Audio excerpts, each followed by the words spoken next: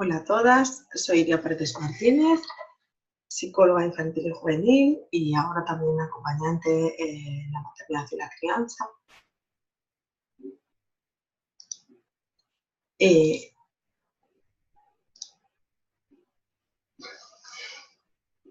Vamos a ver si me sale esto de compartiros la presentación que tengo preparada.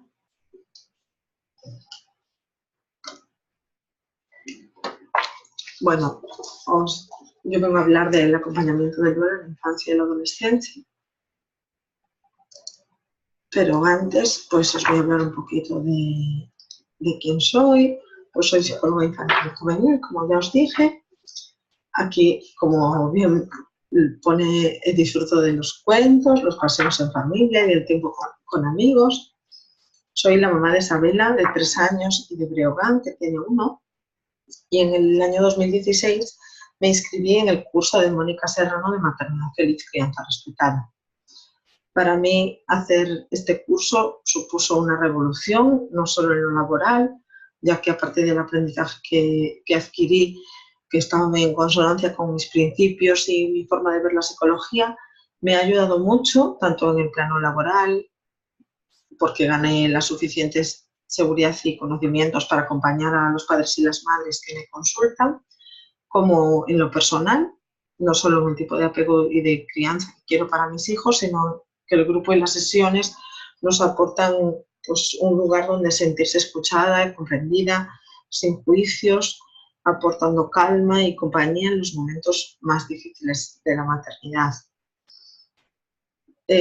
Bueno, si queréis saber más sobre mí, podéis entrar en emotivapsicología.com y ahí en Sobre Nosotras podéis conocerme un poquito más, y en mi cuenta de Instagram, que es Emotiva Psicología, y en mi Facebook.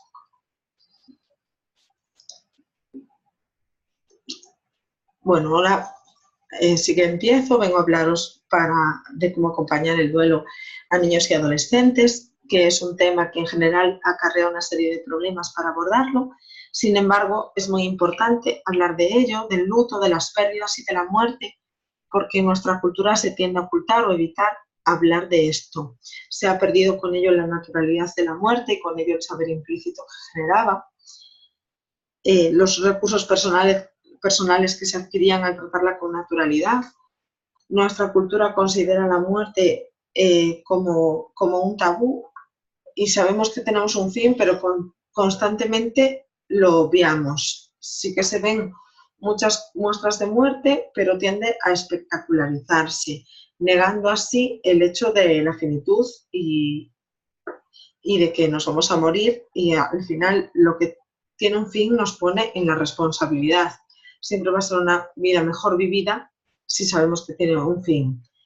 Tendemos por naturaleza a alejarnos de aquello que nos genera angustia y sufrimiento, y también tratamos de proteger a los niños de ese sentimiento, ignorando que la vida es una constante de frustración y que vamos a estar expuestos continuamente a ella, y es mejor saber afrontarla desde la naturalidad, lo que proporcionará habilidades de afrontamiento necesarias para muchos ámbitos de la vida.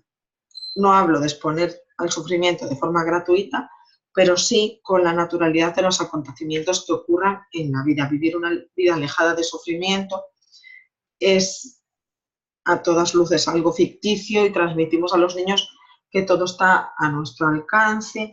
Ese si quieres puedes, que nos aleja de la certeza de que los límites existen, y que en ocasiones, por mucho empeño que pongamos en algo, ese empeño no va a ser suficiente y no lo vamos a conseguir. Y aceptar esto es duro, pero es muy necesario. Y bueno, otro de los problemas es que consideramos ya al adolescente como un adulto que maneja toda la información, pero que sí, pero no lo es. Todavía está ahí a medio camino.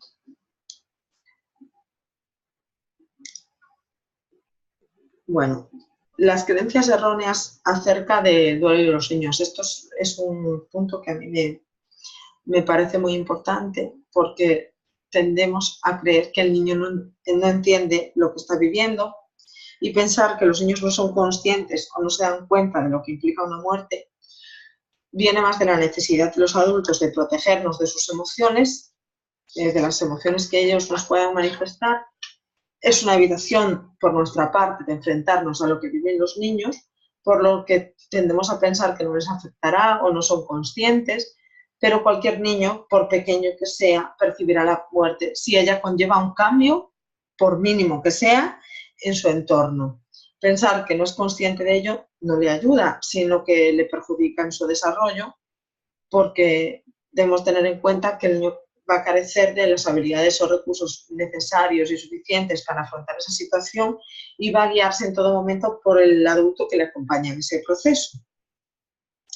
Otra creencia que tenemos errónea es que si ocultamos el dolor será más feliz, ese hay que disimular.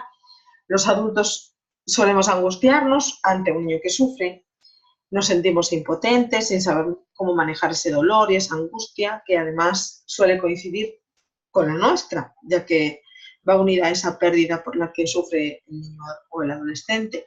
Es habitual pensar que si les protegemos de las situaciones dolorosas, los alejamos del sufrimiento que estas generan y que por tanto crecerán más felices, pero es necesario que los niños formen parte del proceso doloroso de la muerte y que no se les excluya de algo tan íntimo y familiar. Los niños siempre andan buscando la pertenencia y en el duelo, si no se les incluye, los dejamos solos con su dolor. También provocamos que simulen encontrarse en un estado de bienestar casi idéntico al del adulto para ejercer de protectores de ellos también. Ese bastante preocupados están como para que aún por encima se preocupen por mí.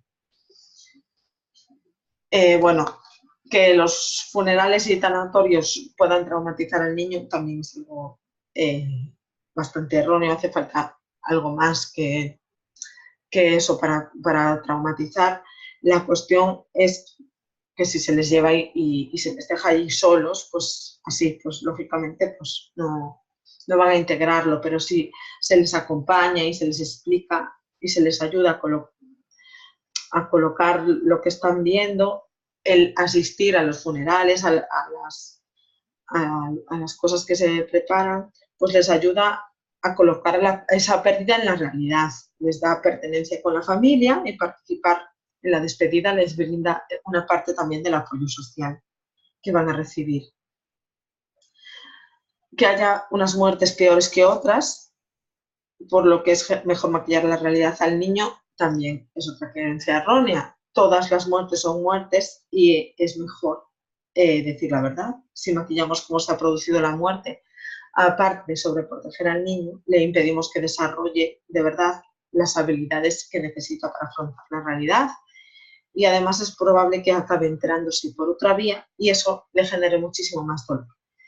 Porque al afrontamiento de la pérdida se le añade el hecho de que su familia lo haya apartado o le haya mentido, se va a sentir doblemente mal. Que el duelo dura aproximadamente un año, pues cada duelo dura lo que tarda cada persona en elaborarlo.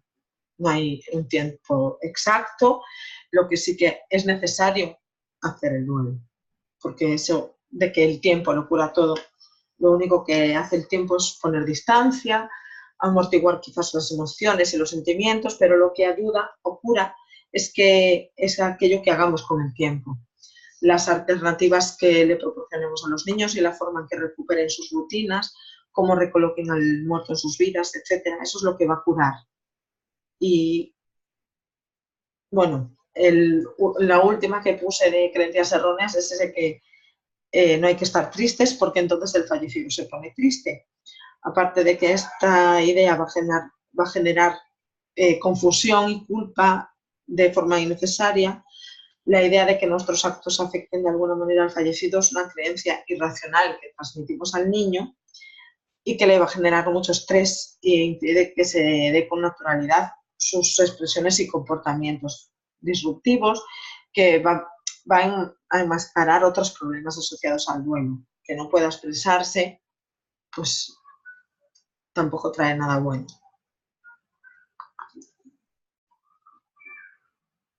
Conceptos básicos que debemos manejar.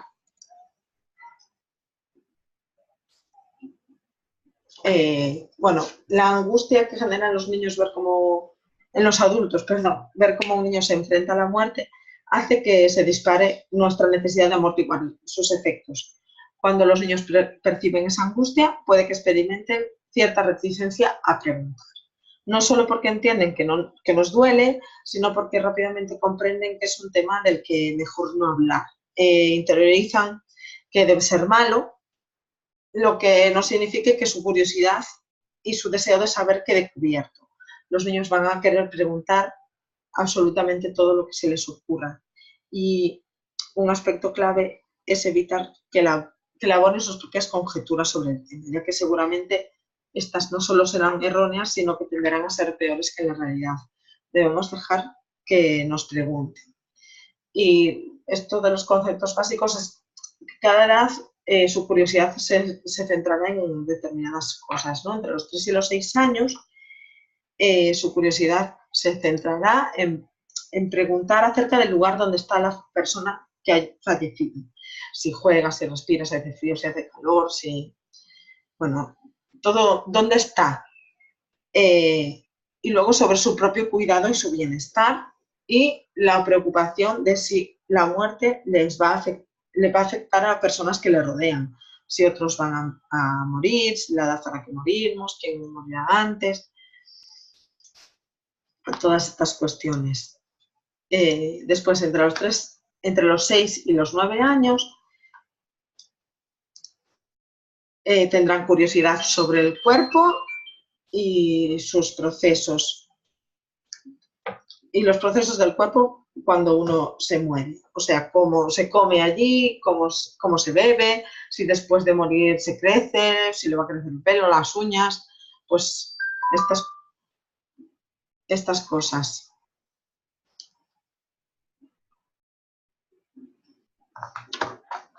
También tendrán preocupación sobre la responsabilidad de sus actos. Si el fallecido se enfadará si hace algo, si se sentirá orgulloso o si se pondrá triste ante determinados hechos. Y otros conceptos abstractos, cómo es el cielo, a dónde se va uno cuando muere o qué es el más allá. Esas serán más o menos las curiosidades entre los 6 y los 9 años.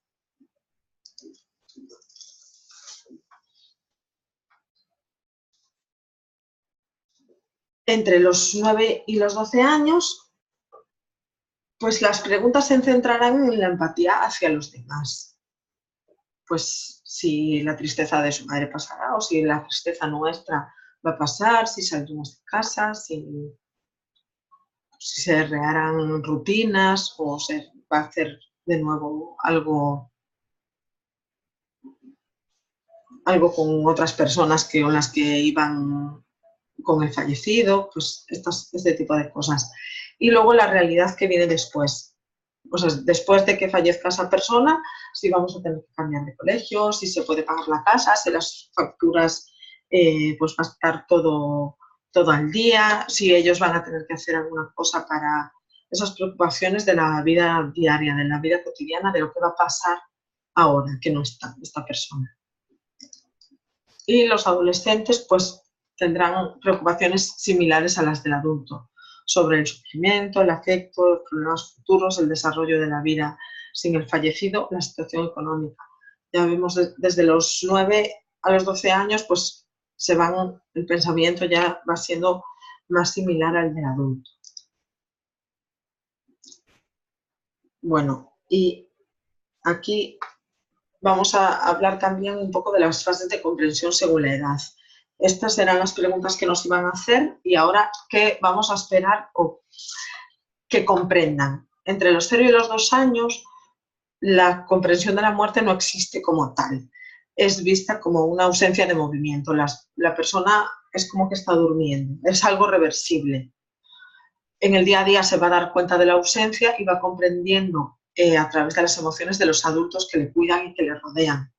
Va comprendiendo cómo se organiza su vida otra vez, pero sí que echará en falta y se dará cuenta de quién falta. Sí, es una persona significativa, claro está. Después, entre los 6 y los 3 años, comienza a entender el concepto de la muerte, pero todavía es mágico, misterioso y todavía un proceso reversible. Es decir, de la muerte se va y se viene, como en el cuento de Blancanieves o de la Bella Dormida.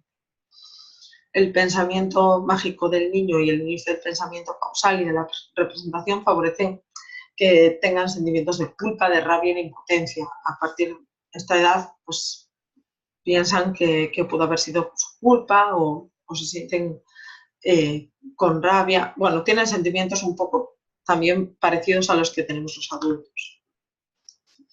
Y luego entre los 7 y los 11 años sí que se comprende ya la irreversibilidad, que es un concepto clave que tenemos que transmitir a la hora de comunicar una muerte, y aumenta la ira y se desarrollan los sentimientos de expiación. Eso de es un poco una balanza entre la culpa y la expiación, ¿verdad?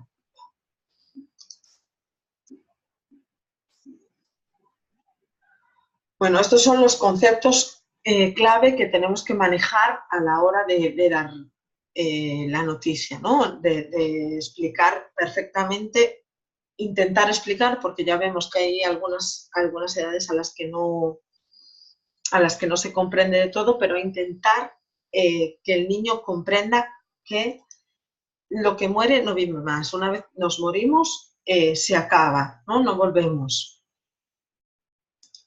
Tenemos que evitar metáforas como que ha subido al cielo, se fue, o es una vida mejor, porque esto va a confundir, y sobre todo dependiendo de las etapas en las que, de pensamiento del niño en las que nos encontremos, que no es algo temporal, o sea, volvemos a lo de que lo que muere ya no vive más, ¿no? O sea, es definitivo, y es fundamental que el niño entienda que no vamos a volver a ver a esa persona.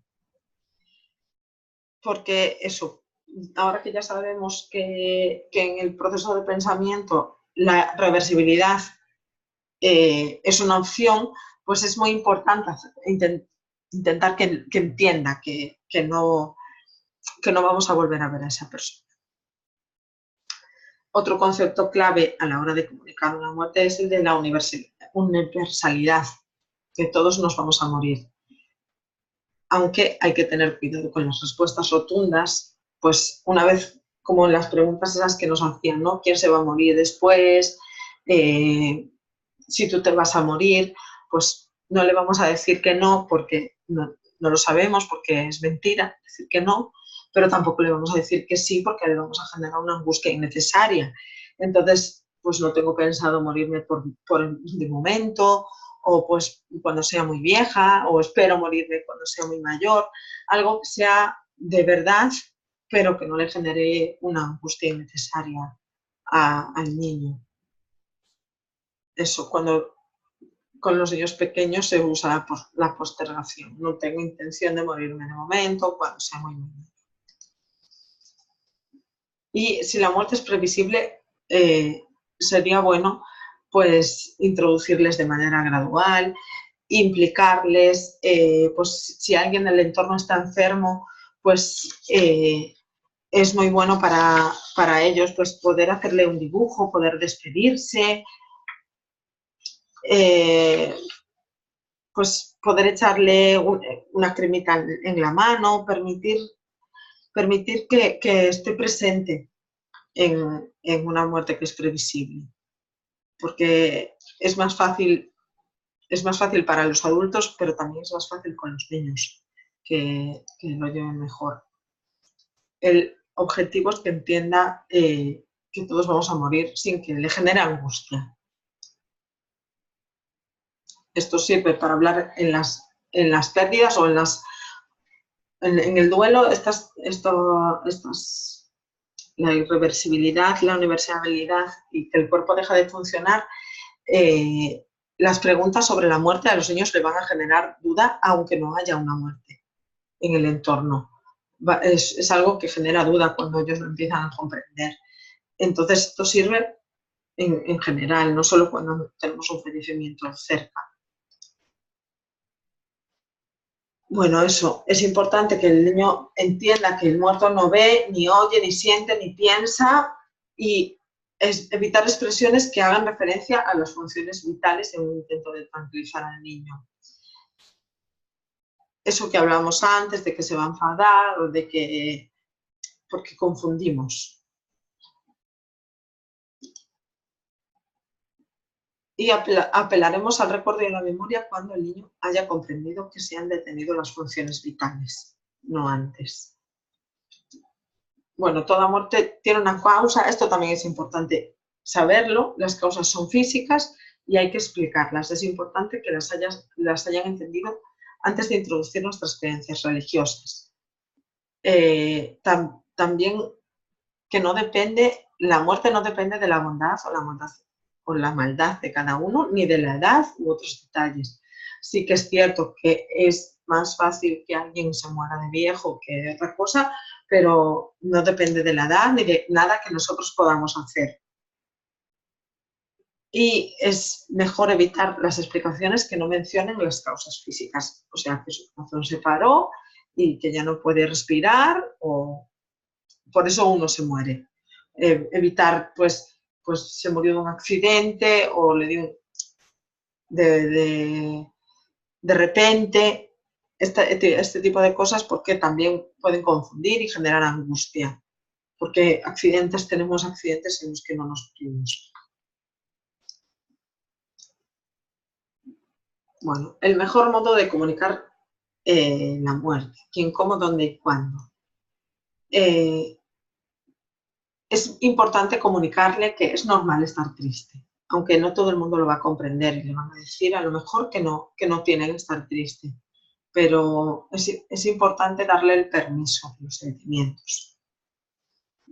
¿Quién debe comunicar esta muerte? ¿No? Pues las personas a las que el niño ama.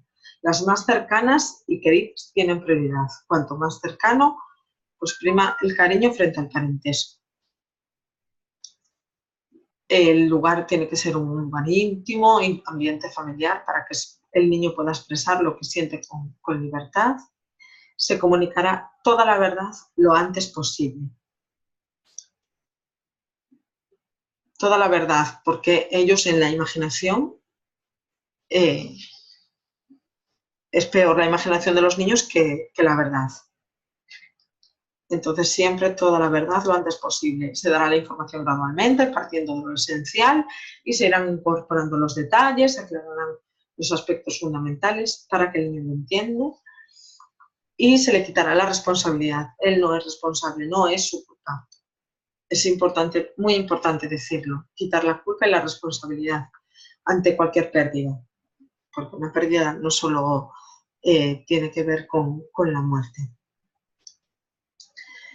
Aquí después es el momento de introducir los ritos y los homenajes y se pueden abordar las creencias religiosas. Hay que aclarar las responsabilidades con el niño, quién le va a cuidar, pues si es alguien muy cercano, pues eso, quién le va a cuidar, qué va a pasar ahora, o si es su tía y van a dejar a sus primos, pues tus primos van a cuidar los fulanitos. Es importante que los aspectos prácticos también se le expliquen para que no empiece a preocuparse y a pensar y a que le aumente la angustia, ¿no? Y debemos intentar contestar o contestar más bien sin intentarlo las preguntas que realicen en la medida de lo posible. O sea, siempre en la medida de que nosotros tengamos una respuesta. Les especificamos también que siempre recordaremos al fallecido, que nunca será reemplazado por nadie, siempre va a estar en nuestra memoria, en nuestra mente, y facilitaremos la expresión emocional y solo protegeremos al niño de las emociones muy intensas o desbordantes. Si hay alguien que está muy desbordado y que le va a producir más angustia al niño, pues sí que se le puede apartar o proteger de esas personas, pero si no, hay que facilitar que vea y que esté para estar en la pertenencia de la familia. Importante, ¿qué no decir?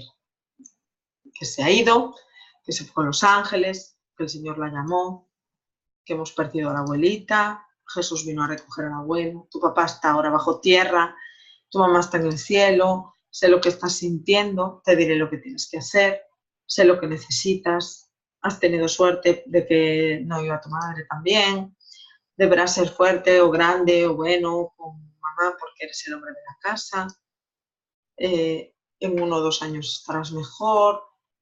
Bueno, todas estas expresiones, perdón, es mejor evitarlas y no decirlas porque nadie sabe lo que está sintiendo ese niño, porque esas expresiones de se fue, se ha ido, la llamaron, está bajo tierra, la vinieron a recoger, la hemos perdido, son confusas y, y parten de lo que hemos dicho que se debería decir.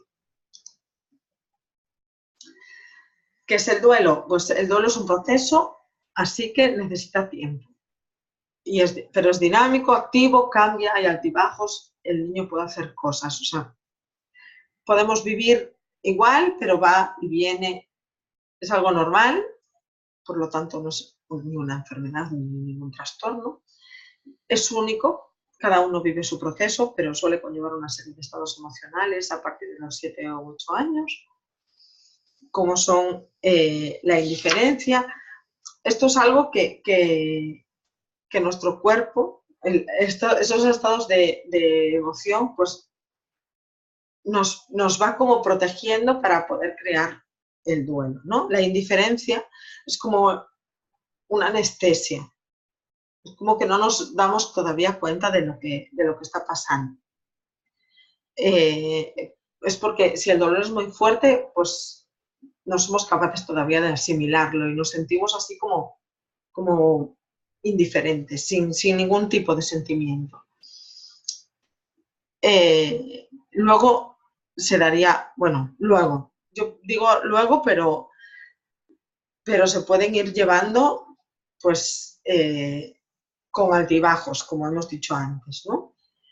La desesperación, pues la cuestión es que sí que parece que va un poco, pues a medida que nos vamos dando cuenta, lo que pasa es que sí que podemos ir atrás, ¿no? La indiferencia es porque el sentimiento es tan fuerte que nos anestesiamos. La desesperación se produce cuando nos damos cuenta del hecho, ¿no?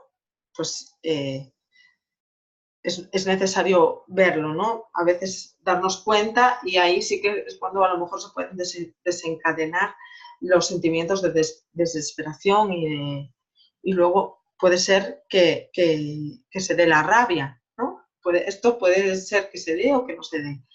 Rabia buscando un responsable. Pues ha pasado algo terrible y yo no he hecho nada. Puede ser que vaya en dos direcciones. Puede ser que vaya hacia afuera, hacia lo que es justo, o hacia adentro. Debería haber hecho y no hice. Que es justo o injusto está fuera de nuestro control. Pero es como que queremos controlarlo esto. Y en el no control, pues nos lleva a la desesperación. Luego también, o a la rabia, perdón. Luego nos podemos conectar con la impotencia, que es lo que nos conecta, es que lo que nos conecta con el dolor y el único antídoto que hay para la impotencia es la aceptación, que nos llevaría a la tristeza, que es desagradable pero cálida, y nos podemos despedir. Todo lo vivido con esa persona ha sido un regalo. Estoy triste porque esa persona me hacía sentir feliz o me ha dado momentos felices. Y ahí es cuando ya podemos movilizar la gratitud. El dar gracias a que esta persona ha estado en mi vida, ¿no? Estas 6 emociones pueden ir y venir, pero es como que una va detrás de la otra, porque a medida que nos vamos dando cuenta y elaborando el duelo, pues vamos desde la indiferencia o la anestesia emocional hacia la gratitud de haber tenido a esta persona con nosotros, y es como el desarrollo del duelo, que implica un trabajo personal, aprender y movilizar recursos y habilidades. Porque normalmente hay que aceptar la realidad de la muerte, trabajar las emociones asociadas y aprender a vivir en un mundo en el que el fallecido no está, recolocándolo en nuestra vida, pero seguir viviendo y poder ser feliz, aparte de que esto nos pueda conllevar tristeza. Bueno, hay una serie de diferencias entre el duelo infantil y el duelo adulto que debemos tener en cuenta. El duelo de niños y adolescentes se ve influido por la edad del niño y por sus capacidades cognitivas y emocionales, que ya hemos visto, el tipo de relación y el vínculo con la persona fallecida, los recursos externos de los que se dispongan para garantizar la atención y cuidados del niño, esto es importante, y los recursos internos de los que disponga el niño y cómo haya afrontado anteriormente dificultades o frustraciones o pérdidas distintas a la muerte. Esto es lo que hablábamos antes. Si yo voy enseñando al niño a afrontar dificultades en mi vida diaria, pues tendré recursos de afrontamiento. Esto no quiere decir poner dificultades al niño antes de tiempo, sino ir navegando con el niño las dificultades que nos ponga la vida, sin evitárselas y sin ocultar, más bien que evitar, sin ocultarlas.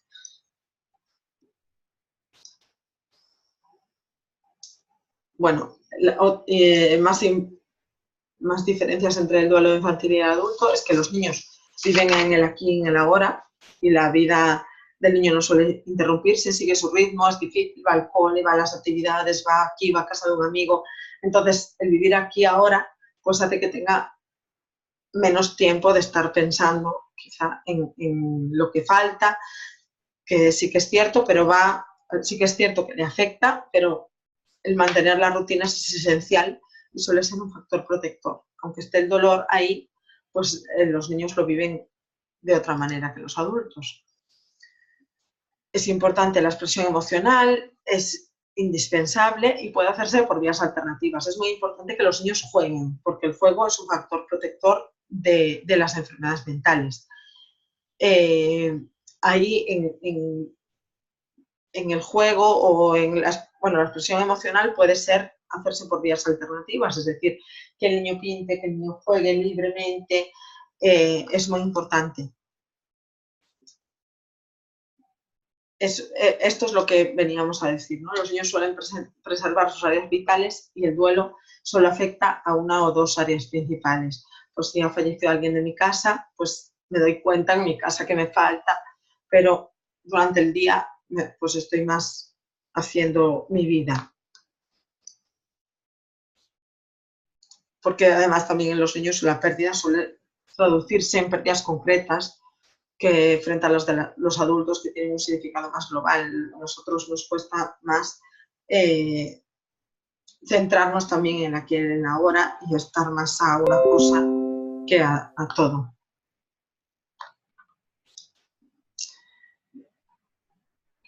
Bueno, como ya hemos visto, el concepto de la muerte va avanzando con la edad, es limitado, cada edad va